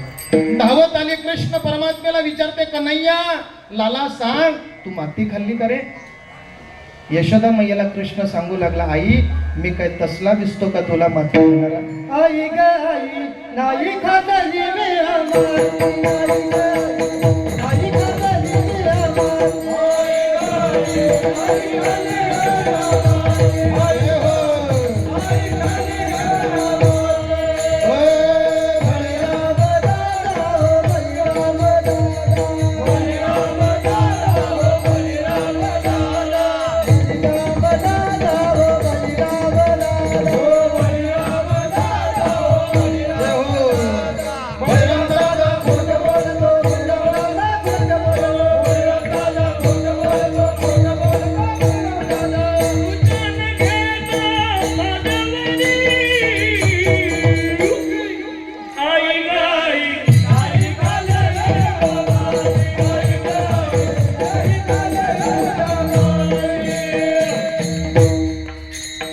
आईला कृष्ण परमात्मा सांगतो, आई मी त्यातला दिसतो का तुला माती खाणाऱ्यातला? कोणी दगड खातात, कोणी काय काय खातात, त्यातला मी नाही बरं आई. आई ग आई नाही खाली म्या माती. आईने बलराम दादाकडे बोट दाखवलं, का रे तू म्हणतो नाही खाल्ली, हा काय खोटा बोलतो का? बलराम दादा ओ बलराम दादा, बलराम दादा खोट बोलतो, खोट बोलतो बलराम दादा. आई कालच त्यांनी पार्टी बदलून घेतली, आता तो माझ्या विरुद्ध आता उभा राहिला आई. हा त्याच्यामुळं त्याच्याकडे लक्ष नको देऊ तू, आणि ह्या बोलण्याकडे तुम्ही सुद्धा लक्ष नका देऊ. विठाला विठाला. आईला सांगितलं, आई मी तसला नाही. दादा सुद्धा खोटा बोलतो आणि हे सगळी गोपाल सुद्धा खोटे बोलतात. मग आईने सांगितलं खोटं ते बोलतात ना, मग जरा तोंड दाखव. केला. भगवान परमात्म्याने अशी लीला दाखवली. 14 ही भुवन मातेला आपल्या तोंडामध्ये दाखवली. ते रूप महाराज पाहिलं. महाराज जगाच्या मालकाचे तोंडातलं भाव विभोर होऊन यशोदा मैया गेली. यशोदा मैयाच्या लक्षात आलं हे काही खरं नाही आपलं, याला जर गोकुळात ठेवलं तर हे काय करेल सांगता येत नाही. कृष्ण परमात्म्याला सांगितलं, कृष्णा आता तुला इथं थांबायचं नाही. उद्या जाई राणा सवे घेवोनी वाहन, सवे घेवोनी बोधन, सवे घेवोनी वाहन.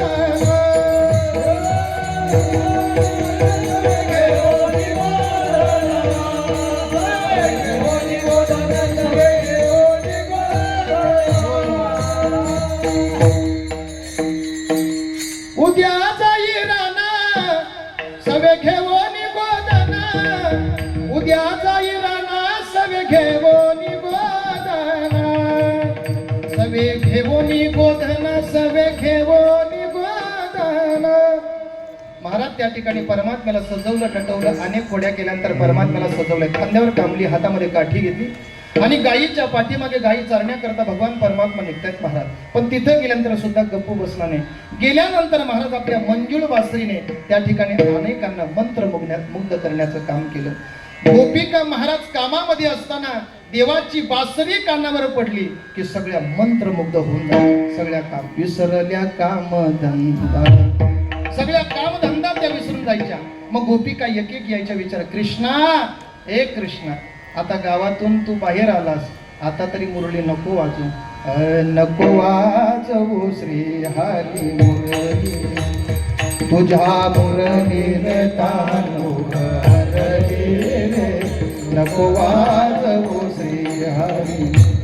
हे कृष्णा, अरे तुझी मुरली बंद कर, नको वाजू. एकही कामामध्ये आमचं लक्ष लागत नाही कृष्णा, नको वाजू. 12 वाजून गेले, नको वाजू आता. आता मुरली वाजू नको. एक गोपिका आली, कृष्णा वाजव वाजव, जेवढी वाजवतं, पण एक लक्षात घे, थोडी हळू वाजव.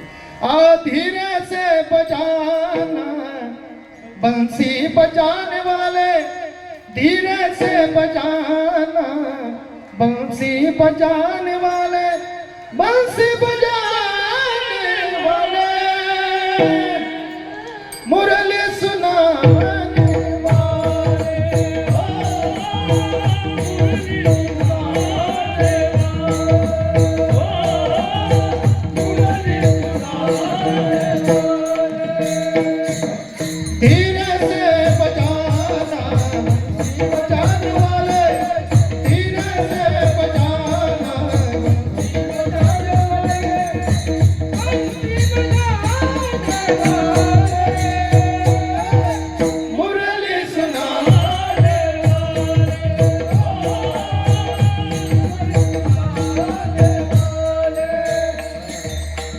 गोपिकांनी सांगितलं, महाराज तू वाजवत जा, तुझी बासरी ऐकली की आम्हाला बरं वाटतं, पण असते वाजव.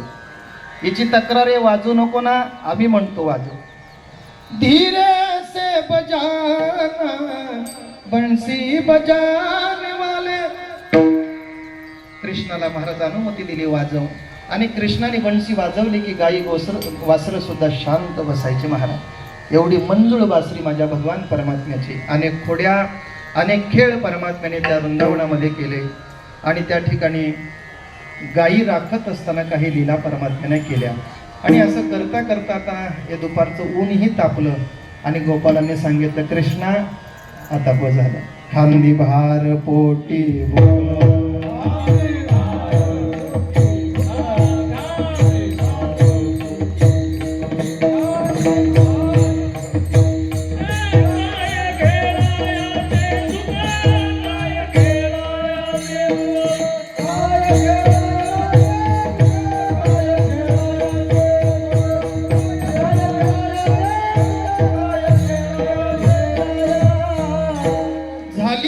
वेळ म्हणती अनाशी.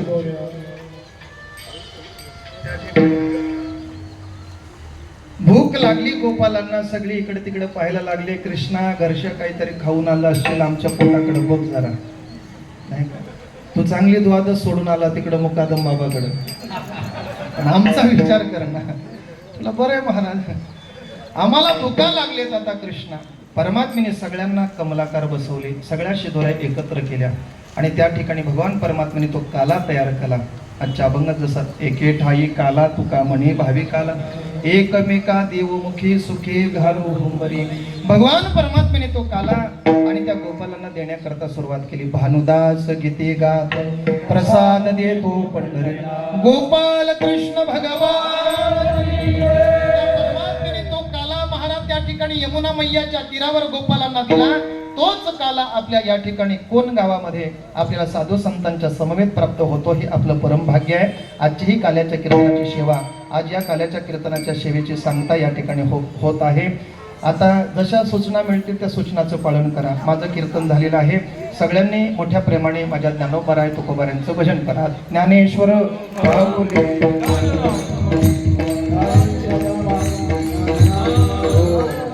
कीर्तनाकरता उपस्थित सर्व भाविक वर्ग सर्वांच्या चरणी नतमस्तक होतो. आपण एवढा ऊन तापलेला असताना सुद्धा कुठल्याही प्रकारची गडबड न करता हे कीर्तन आपण श्रवण केलं म्हणून तुम्हाला सगळ्यांना मनापासून धन्यवाद.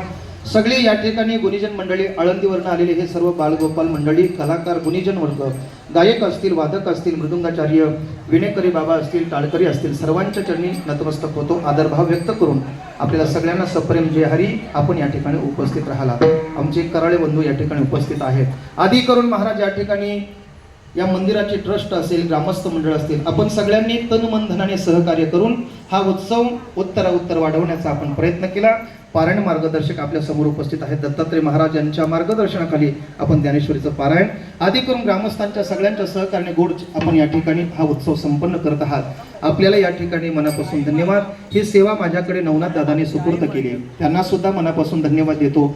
या सेवेची संधी त्यांच्याकडनं मला प्राप्त झाली. तसेच आमचे मुक्कादम बाबा या ठिकाणी उपस्थित आहेत, त्यांना सुद्धा मनापासून धन्यवाद. आदी करून उपस्थित सर्व गुणीजन, सरवळीचे बाबा असतील, आमचे वेळ्याचे बाबा असतील, आदी करून हे सर्वच महाराज मंडळी उपस्थित आहेत. जिथं जिथं कीर्तन असेल त्या ठिकाणी कीर्तनाकरता आवर्जून उपस्थित राहतात. आपल्याला सगळ्यांना मनापासून धन्यवाद देतो. झालेली सेवा प्रभूचरणी समर्पण करून या ठिकाणी थांबतो. जय विठ्ठल, जय जय विठ्ठल.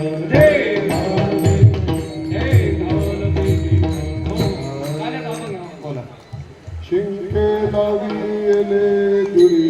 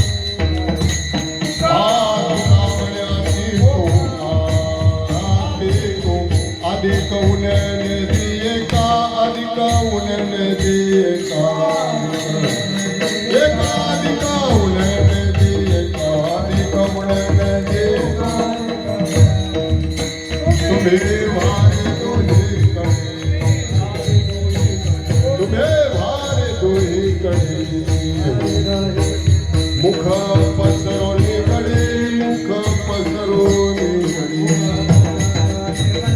मुख पसरोनी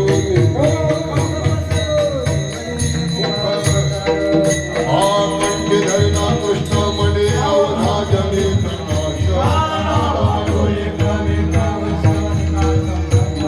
वाकुळ्या ब्रह्मादिका उत्तम लोका दत्तवो भावाटो एकामेका वैष्णवनिका आम्ही बलिवीर गाडे काळा वाटे कामेका वैष्णवनिका संभ्रम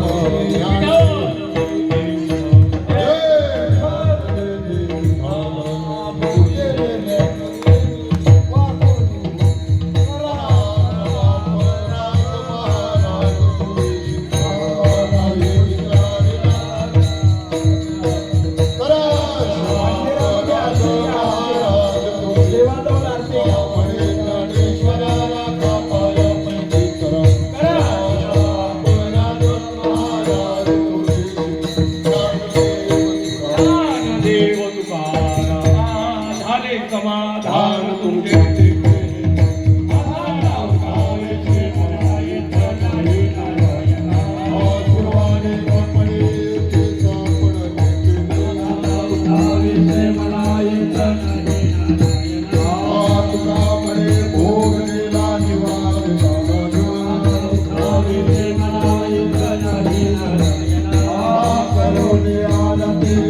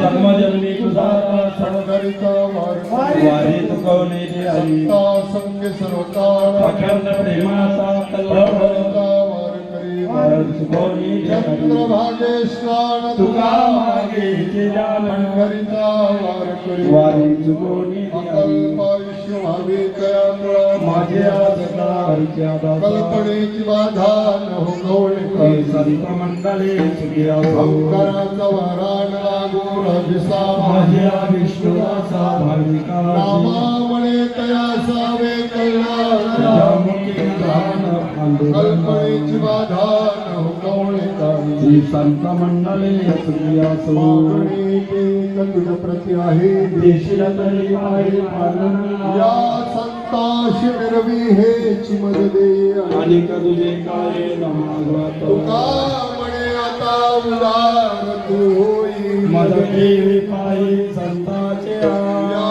संताशी मिळवी हेच मगदी आणि का तुझे काही न मागू आता ज्ञानदेव तुकाराम देव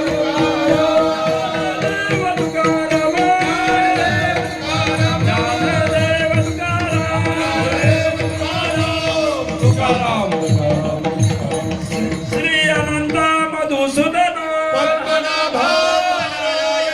जगव्यापका जनार्दन सकळ देवादी देवा मानव चक्रधरा विश्वंबरा सहस्रकरा कमल नैना कमलापती भवतारका दरच्या स्थिती अगाई सगुण निर्गुण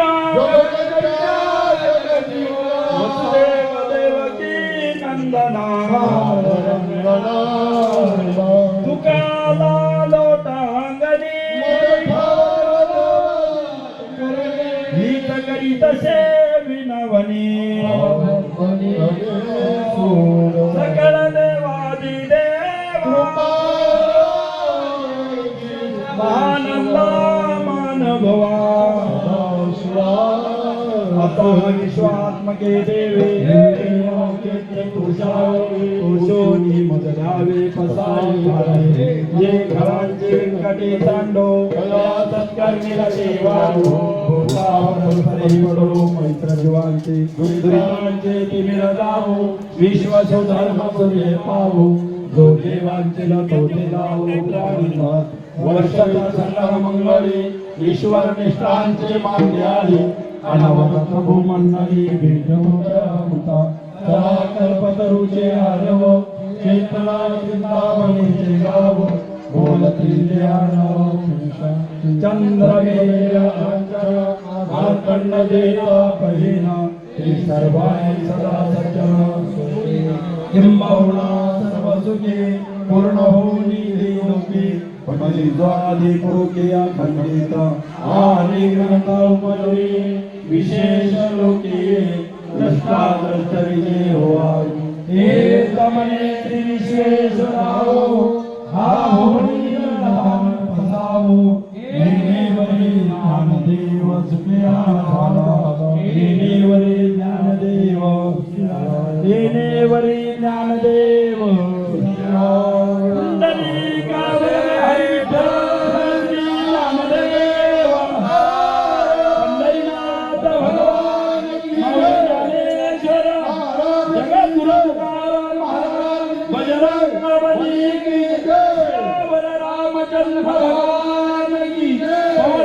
हनुमान की छत्रपति शिवाजी महाराज की पार्वती पते